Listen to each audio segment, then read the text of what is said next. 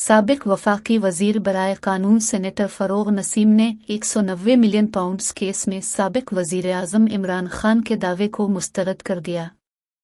190 million pounds case में साबिक वजीर आज़म इमरान खान ने पहले काबीना का सहारा लिया और अब अपने दौर के वजीर कानून फरोग नसीम पर जिम्मेदारी डालते हुए कहा कि वजीर कानून के मशवरे से जुर्माने के पैसे सुप्रीम कोर्ट के अकाउंट में एडजस्ट किए गए।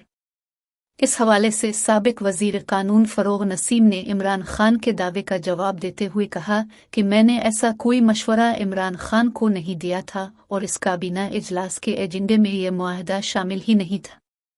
उनका कहना था कि वज़ारत कानून की जानिब से ऐसी कोई समरी भेजी ही नहीं गई थी, न ही इमरान खान को मेरी वज़ारत ने मशवरा दिया कि अगर 190 मिलियन पाउंड्स पाकिस्तान ने न लिए तो ये बरतानिया में रह जाएंगे।